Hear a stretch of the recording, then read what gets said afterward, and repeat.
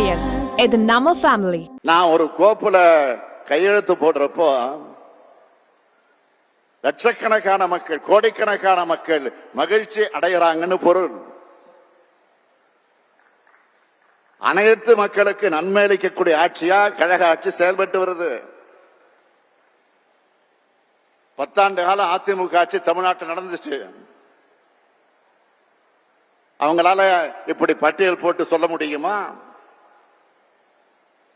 மேற்கு மண்டலத்தை தங்களோட கோட்டைன்னு சொல்லிக்கிட்டாங்களே. வாக்களிச்ச மக்களுக்கு அதிமுக ஆட்சி ஏதாவது நன்மை செஞ்சுதான்? இத்தனைக்கு மேற்கு மண்டலத்தை சார்ந்த அமைச்சர்கள் அதிமுக ஆட்சியில அதிகாரத்தில் இருந்தாங்க. அவங்க இந்த மேற்கு மண்டலத்துக்கு செஞ்சது என்ன? மகள்களை பெற்ற அத்தனை பெற்றோரையும் பதற வைத்தது இந்த பொள்ளாச்சி சம்பவம். மறந்துட முடியுமா? பெண்களை மிரட்டி ஆபாச படம் எடுத்து தைரியமா அதிமுக ஆட்சியில வலம் வந்தாங்க. புகார் கொடுத்தவங்களை மிரட்டினாங்க. திமுக மகளிர் அணி சார்பில் தான் போராட்டம் நடத்தினாங்க. பிறகு நடவடிக்கை எடுப்போம்னு ஒரு நாடகம் போட்டாங்க. ஆனா சாட்சிகள் மிரட்டப்படக்கூடிய வேடிக்கையை பார்த்தாங்க. பத்திரிகையாளர்களை பத்தி அன்றைய முதலமைச்சர் பழனிசாமி கேட்டப்போ அப்படி எதுவும் இல்ல, ஆதாரம் இருந்தா கொடுங்கன்னு சொன்னார். நான் இப்ப தேர்தல் பிரச்சாரத்துக்கு வந்தப்போ நான் சொன்னேன், இதை நான் சும்மா விட மாட்டேன், நிச்சயமா இதற்குரிய நடவடிக்கையை இந்த ஸ்டாலின் உறுதியாக எடுப்பான் என்று அப்பொழுதே நான் உறுதி தந்திருக்கிறேன். இன்னைக்கு மறந்துடல. பாதிக்கப்பட்ட பெண்ணோட அடையாளம் தெரியக்கூடாதுன்னு உச்சநீதிமன்றம் உத்தரவு போட்டிருக்கக்கூடிய இந்த நிலையில அந்த பெண்ணோட பெயரையும் முகவரையும் வெளிப்படையா அறிவிச்ச அக்கறையற்ற ஆட்சி தான் பழனிசாமியின் ஆட்சி. அந்த வழக்கு சிபிஐ விசாரிச்சு இப்போ நீதிமன்றத்தில் இருக்கு. அது மட்டுமா,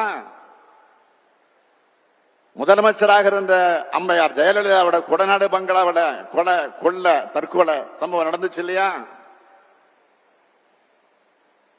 அமைதி வழியில ஜல்லிக்கட்டுக்கு ஆதரவாக போராடினவங்க மேல தாக்குதல் நடத்தினது யாருடைய ஆட்சியில? பெண் போலீஸ் எஸ்பிக்கே பாதுகாப்பு இல்லாத வகையில ஆட்சி நடத்தினது யாரு?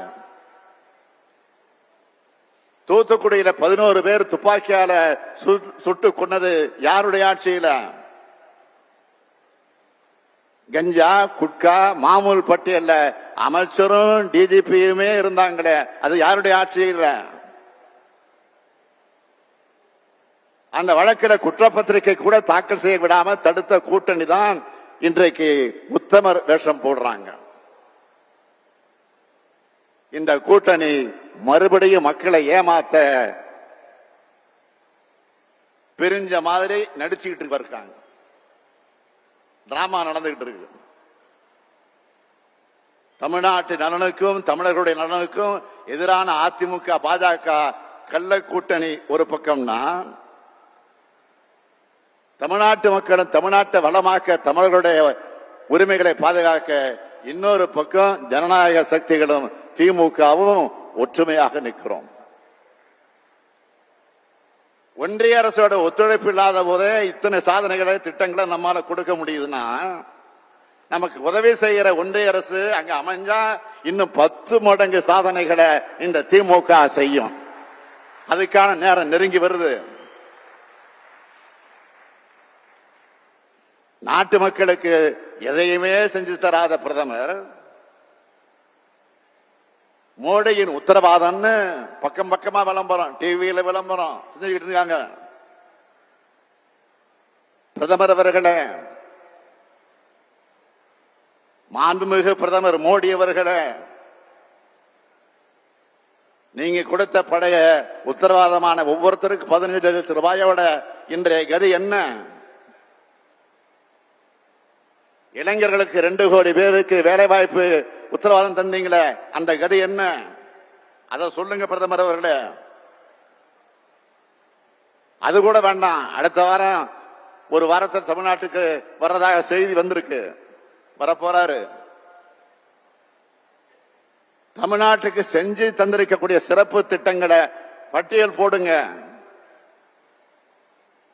என்ன சிறப்பு திட்டங்களை கொண்டு வந்தீங்கன்னு தமிழ்நாட்டு மக்கள் எல்லோருக்கும் கேட்கணும். பதில் சொல்லுங்க பிரதமர்னு எல்லோரும் கேட்கணும். கேட்பீங்களா? போன முறை வந்தப்ப பேசினாரு.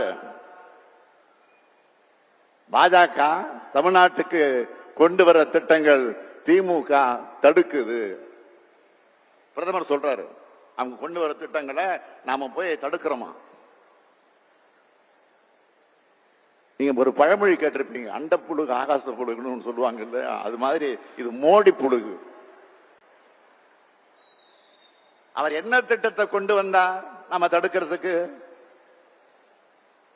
எந்த திட்டத்துக்கு நாம தடையா இருந்தோம்னு சொல்வாரா? நான் ஒரே ஒரு உதாரணம் சொல்றேன். மதுரை எய்ம்ஸ் மருத்துவமனைய 2014 அறிவிச்சிங்க. அப்ப யார் தமிழ்நாட்டு முதலமைச்சர்? மறைந்த அம்மையார் ஜெயலலிதா அவர்கள். அவர் தடுத்தாரா? இல்லையே.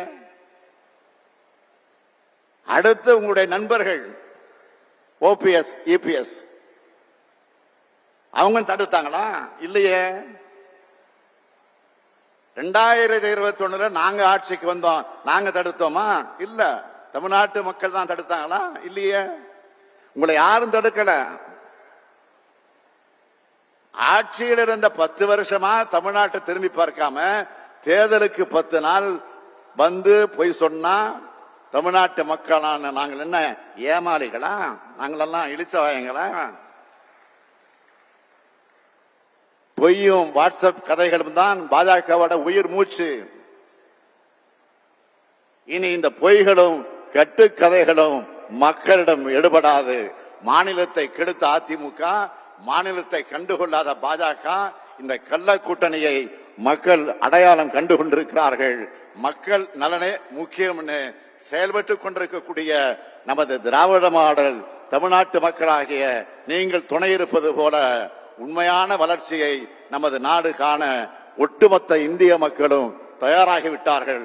பாசிசத்தை வீழ்த்த, இந்தியாவை காக்க உங்கள் ஸ்டாலின் அழைக்கிறேன். தமிழ்நாட்டை உயர்த்துவோம், இந்தியாவை காப்போம். நன்றி, வணக்கம்.